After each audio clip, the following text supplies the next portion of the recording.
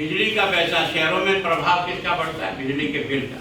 और बिजली के बिल का जो करंट मार रहा है वो आप और मुझे नहीं, सर्वसाधारण व्यक्ति को जिस प्रकार से इन्होंने स्थायी शुल्क और बाकी शुल्क और 2 महीने में लेने वाला शुल्क भी हर महीने लेकर के जिस प्रकार से बिजली का बिल बढ़ाया, उसके कारण से लोगों के मन में भारी असंतोष है। फिर नौजवान जो है ना वो भर्ती होगी। इन्होंने अपने बजट में 1 लाख भर्ती की घोषणा की। मुझे केवल सरकार ये बता दे कि उस 1 लाख में से कौन से लड़के को आपने नौकरी पर चढ़ा दिया। कुछ प्रोसेस में थे और कुछ स्टे हो गए, कुछ और भी। जो भर्ती हुई है ये पिछली सरकार के समय जो चल रही भर्तियां थी उनके कारण से कुछ लोगों को नौकरी जरूर मिली, पर आपकी सरकार आने के बाद नौकरी के नाम पर बेरोजगारी भत्ता मिलेगा। अब वो गले की घंटी बन रही है। बेरोजगारी भत्ता 27 लाख, जो शब्द आपने लिखा अपने घोषणा पत्र में लिखा कि सभी बच्चों का मतलब बेरोजगारी भत्ता का 27 लाख तो रजिस्टर्ड है हमारे। आने के बाद जो मेरा क्वेश्चन था पिछली विधानसभा के समय में, उनका कुल कितने बच्चों को बेकारी भत्ता मिलता है, तो उस समय उन्होंने फिगर दिया था 1,60,000। मैंने उसमें एक प्रश्न और पूछा था कि पिछली सरकार के समय इनमें से कितने को मिलता था, तो 85,000। इसका मतलब इस सरकार के आने के बाद मेरे क्वेश्चन पूछने तक उसके बाद कुछ और लगे होंगे, तो मैं वो फिगर तो आज ही कह सकता हूँ। केवल और केवल 75,000 बच्चों को बेरोजगारी भत्ता मिला। 27 लाख बच्चे बेरोजगार थे। भर्ती के नाम पर किसी प्रकार से नहीं है। और सरकार व्यस्त किसमें हो गई? उन कानूनों का विरोध करने में इन्होंने अपनी ताकत लगाई। आपने देखा होगा कि नागरिक संशोधन कानून, अब इस नागरिक संशोधन कानून कोई हमने पहली बार लागू किया ऐसा तो नहीं था। पिछली सरकार ने भी जो, चाहे वो बांग्लादेश से आए हैं चाहे वो पाकिस्तान से आए हैं, उनको नागरिकता देने का एक प्रोसीजर था पहले से ही, लेकिन वो इतना लेंदी था कि आदमी को कई वर्ष लग जाते तब तक भी नागरिकता नहीं मिलती। इस सरकार ने अमेंडमेंट कितना किया कि केवल और केवल एक डॉक्यूमेंट देख लो, और वो डॉक्यूमेंट ये देखो कि ये इस अवधि से पहले 14 के पहले यहाँ हमारे यहाँ आ गया है, उसका कोई भी डॉक्यूमेंट मिल जाए तो उसको देख करके उसको आप नागरिकता देता, तो उसको सरल कर दिया, जिसके कारण से उसका कई दिनों तक विरोध करते रहे। सरकार ने कहा हम इस कानून को लागू नहीं करेंगे, हम ये नहीं करेंगे। इसमें उन्होंने एनर्जी अपनी वेस्ट की। इसी तरह आपने देखा होगा भी किसान आंदोलन जो चल रहा है, ये समझ में नहीं आता। जिस सरकार ने स्वामीनाथन आयोग की गठन किया हो 2004 में, उस समय आपका प्रधानमंत्री मनमोहन सिंह जी थे। 6 में उसकी रिपोर्ट दे दी, उस समय आपकी सरकार थी। और हिंदुस्तान में कौन सा नेता ने ऐसे लोकसभा, राज्यसभा या विधानसभा में भाषण दिया हो और ये नहीं कहा हो कि स्वामीनाथन आयोग की रिपोर्ट लागू करो? लगभग सबके भाषण है। शरद पवार जी उनके कृषि मंत्री थे 2010 में, उनका स्वयं का रिकॉर्ड पर लिखा हुआ है लोकसभा में और राज्यसभा में उनका भाषण, जिसमें उन्होंने इन मंडियों के अंदर होने वाले शोषण से भी किसान को कैसे बचाया जाए इसके सुझाव। स्वामीनाथन आयोग की रिपोर्ट में शरद जोशी जो उस समय सबसे बड़े किसान आंदोलन के रूप में जो प्रख्यात था हिंदुस्तान में, उसकी रिपोर्ट में भी है। उसके बाद भी सरकार ने कमेटियां बनाई जिसमें लगभग 11 मुख्यमंत्री थे, उसमें कांग्रेस के मुख्यमंत्री थे। ये जो अमरिंदर सिंह जी आज है पंजाब के, ये भी उस कमेटी में थे। मध्य प्रदेश के जो है कमलनाथ जो है वो भी उस कमेटी में हैं। उस कमेटी में इनके दस्तखत हैं। हिंदुस्तान के प्राइम मिनिस्टर ने 2004 में एग्रीकल्चर मीट हुई थी, उसमें उनका भाषण रिकॉर्ड है। उसमें उन्होंने ये सब चीज़ें सुझाव दी। उन्हीं के आधार पर एक लंबे प्रोसीजर के बाद 20 साल तक एक्सरसाइज के बाद वो सारे कानून करके किसान को कैसे उसका वाजिब दाम मिले उसके लिए प्रयत्न किया। उस कानून का विरोध कर रहे हैं, जो कानून की प्रारंभ से लेकर आखिर तक आप ही सके। और दुर्भाग्य यह है कि जिसने 54 साल तक दिल्ली में राज किया हो और वो किसान के रोने आज रो रही है, तुमको अधिकार है। ये सब काम तुम 54 साल में कर देते ना, तो कम से कम आज करने के लिए कुछ बनता ही नहीं, सब कुछ हो जाता। लेकिन तुमने किया नहीं, और आज हमने किया है तो उसके कारण से आप विरोधी धारा 370 का विरोध करते हैं। मैं सोचता हूँ कि आज हिंदुस्तान में कश्मीर का जिस प्रकार से जुड़ा हुआ है, जिस हिंदुस्तान के कई फौजियों के मौत के घाट उतारा है, आज वो कम से कम जलता हुआ कश्मीर शांत होकर के तरक्की के रास्ते पर बढ़ गया, उसका भी आपको विरोध करने का काम करते हो। तो आप अपनी एनर्जी को वेस्ट एक तरह से करते चले जा रहे हो। मैं सोचता हूँ अब आपने ट्रिपल तलाक का भी विरोध किया, जरूर निकाले, जल्द से निकाले, राजस्थान में भी निकाले, क्या इसमें खराबी, क्या चीज ऐसी थी जिसके कारण से वास्तव में एक महिला को भी उसके जीवन के बेहतर जीवन को जीने का हक है या नहीं? केवल और केवल वोटों के पीछे अगर दिमाग लगा कर काम करोगे तो इससे देश नहीं बनेगा। तुम्हें वोट जरूर मिल जाएगा। तो मैं सोचता हूँ देश बनाने के लिए ट्रिपल कानून का भी जो है ना आप विरोध करते हो। तो ये जो सारी एक के बाद एक घटनाएं हैं, मैं निश्चित रूप से कह सकता हूँ कि इस नगर पालिका के चुनाव में इस सरकार को इसका खामियाना 100% भुगतना पड़ेगा। मुझे अफसोस ये है कि रिजल्ट 1 तारीख को निकलता है और चेयरमैन का चुनाव 10 तारीख को होता है। अब ये जो 9 दिन तक इसको बाड़ेबंदी करना ही है, आपको भी करना है, मुझे भी करना है, और उसके कारण से जो पैसे का दुरुपयोग होगा वो वास्तव में इस तरह से राजनीति को गंदा करने का खेल है। जो पहले प्रक्रिया थी वो अच्छी प्रकार से थी, कम से कम आज रिजल्ट निकला, कल आप फार्म भरते, परसों आपका चुनाव हो जाता या सेम डे चुनाव हो जाता और वाइस चेयरमैन का भी चुनाव हो जाता। लेकिन केवल और केवल इस तरह से इन्होंने बिगाड़ने का जो है प्रयत्न किया। तो मेरी ऐसी मान्यता है, अब बाकी तो रिजल्ट निकलने के बाद ही आपसे जब वापस मिलूंगा तब कहूँगा मैं कितना सच था और मैंने कितनी कपोड़बाजी की है, ये भी पता लग जाएगा। मैं दावे के साथ कहता हूँ कि 100% इस सरकार इस चुनाव में हारेगी हारेगी हारेगी।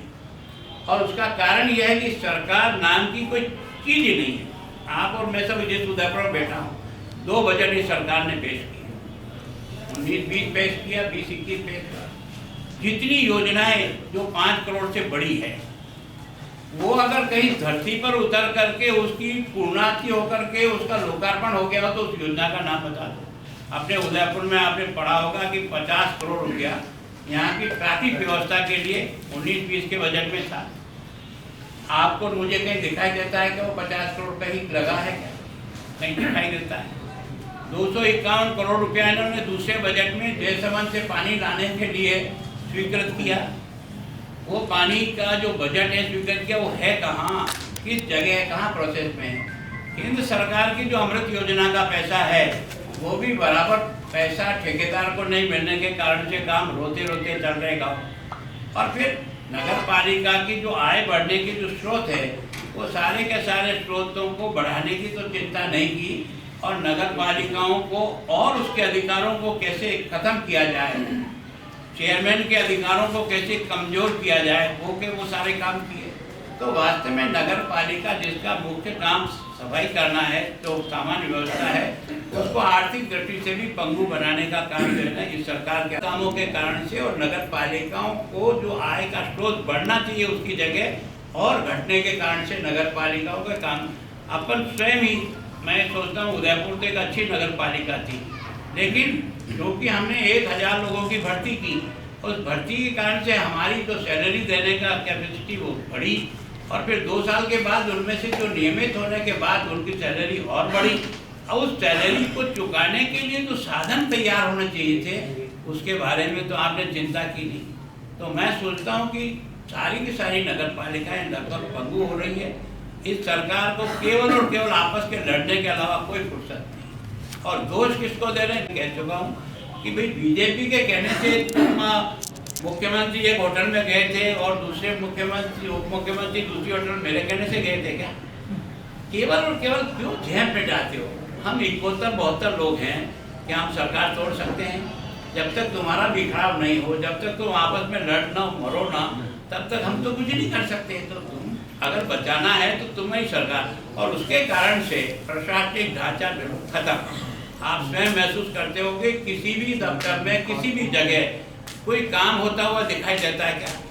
और भ्रष्टाचार की तो सीमाएं लांघ गई जिसमें सारे लोग लग गए।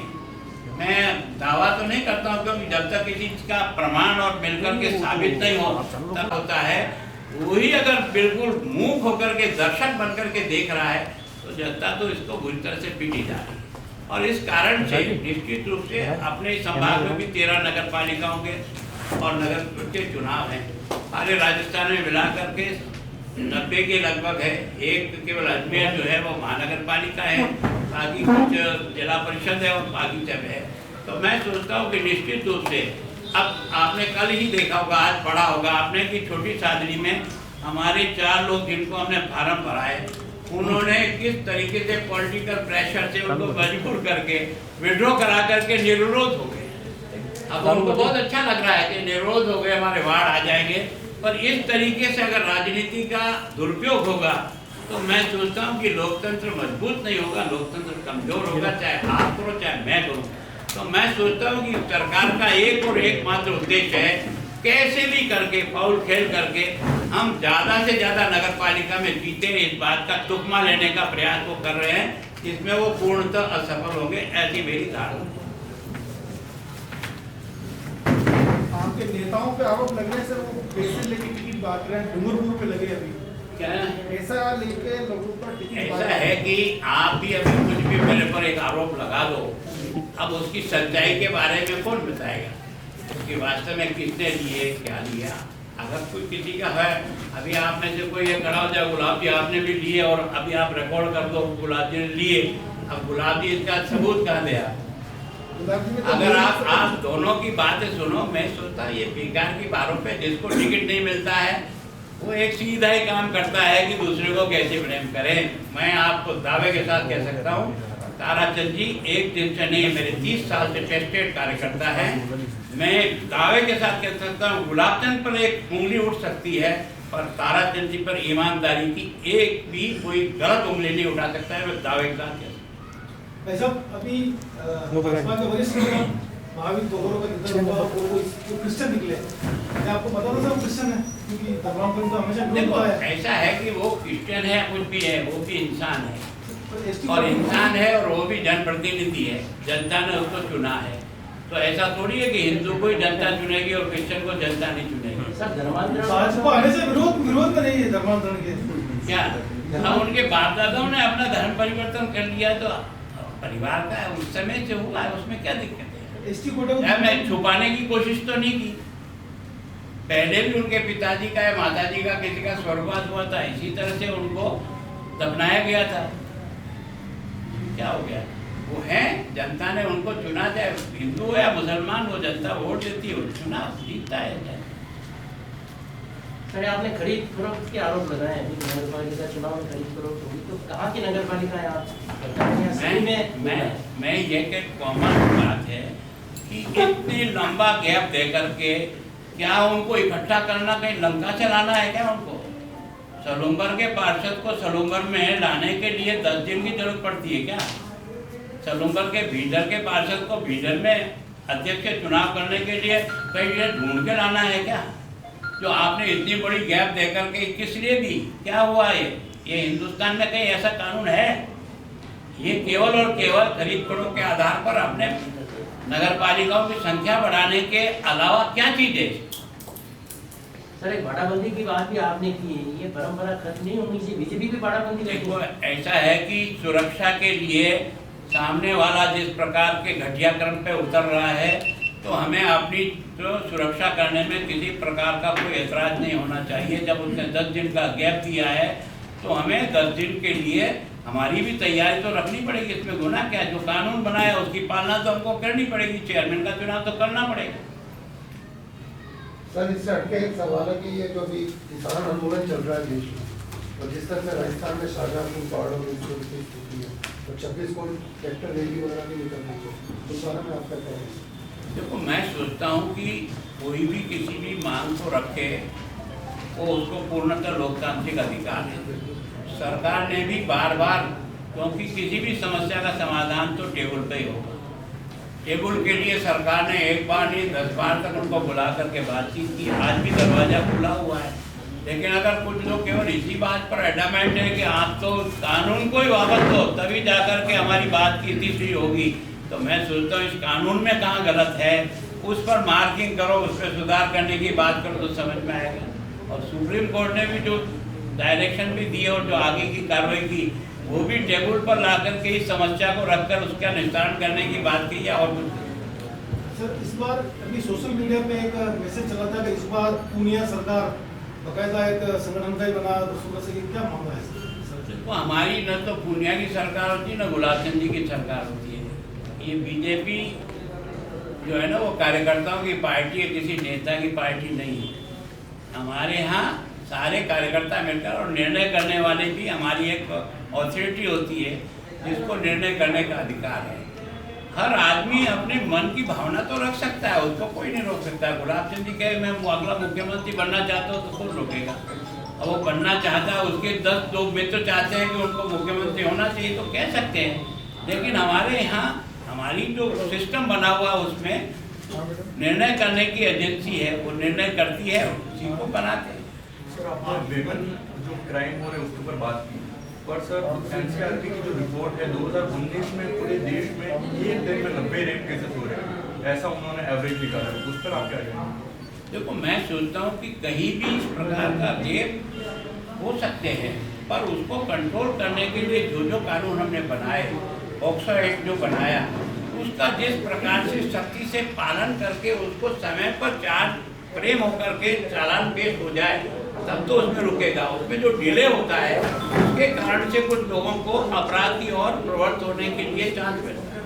सर 2018 में इंडिया सबसे वर्स्ट कंट्री थी पूरे वर्ल्ड में। देखो, इसका तो एकदम मैं नहीं कह सकता हूँ, मैंने कोई दुनिया का फिगर मैंने नहीं पढ़े, इसलिए मैंने एकदम नहीं कह सकता हूँ। पर हिंदुस्तान के राज्यों में हमने लगातार 16 से लेकर 18 तक महिला अपराध की दृष्टि से राजस्थान को बेटर बनाने का प्रयास किया और उसमें हमको सफलता मिली। ये मैं नहीं कह रहा हूँ, एनसीआर की रिपोर्ट कह रही है। और अभी इस समय में निरंतर महिला अपराध में राजस्थान धीरे धीरे चौथे से तीसरे पे आया, तीसरे से दूसरे पे गया, और अभी पिछले 4-6 महीने से नंबर 1 पे जा। चुनाव में सर आपने महंगाई को सबसे बड़ा मुद्दा बनाया था। पेट्रोल जब 65 रुपये था तब कहा था कि पेट्रोल के दाम कम होने चाहिए, 100 रुपये हो गया, आज फिर बढ़ गया, लगभग 100 का पत्ता पूरा देना पड़ा।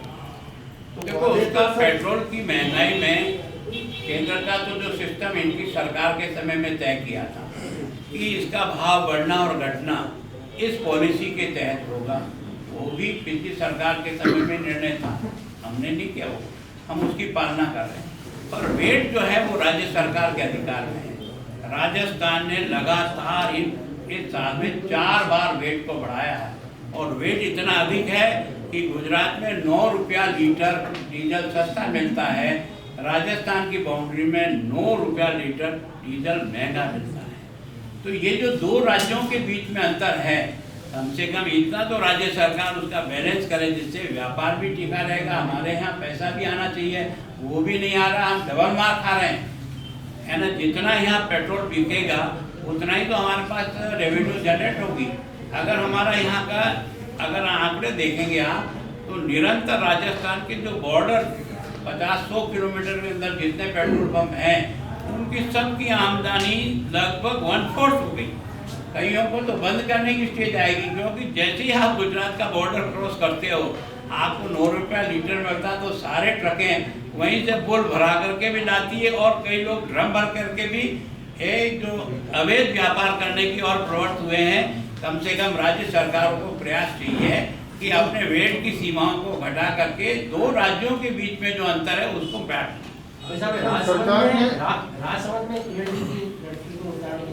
ऐसा है कि हमारे यहाँ सिस्टम है, कोई भी कैंडिडेट बनना चाहे उसको कोई नहीं रोकता है, सब बनना चाहे। निर्णय करने वाली अथॉरिटी जब बैठेगी तब उसमें से निर्णय करेगी। सर मेरा कहना है, जैसे आपने कहा था ना पेट्रोल के लिए पिछली सरकार ने जो सिस्टम बनाया उसी को आपने, तो कई निर्णय तो सरकार ने बदले हैं, तो इस निर्णय को जो जनता के लिए हानिकारक, इसको क्यों नहीं बदल रही? मैं सोचता हूँ वो जब स्टेज आएगी, सब लोगों की मांग होगी, किसी राज्य की मांग नहीं है, क्योंकि सब राज्यों को जो पेट्रोल और डीजल का पैसा स्वयं लेने के लिए जो अधिकार मिला हुआ है, उसका वो राज्य पूरा उपयोग कर रहा है। और हर राज्य ये चाहता है कि कम से कम इससे जो हमारी रेवेन्यू सबसे ज़्यादा, अगर हमको बिल्कुल ईमानदारी से कहीं आंकड़े सहित मिलती है तो वो इसमें से मिलती है, क्योंकि जैसे ही टैंकर आता है उसके साथ ही उसका पैसा कटता है, तो उसको 100% रेवेन्यू वसूल हो जाती है, एक आदमी से वसूल करने की जरूरत है। सर जीएसटी भाजपा सरकार आई, उसका ना इंक्लूड क्यों नहीं करती पेट्रोल और डीजल को?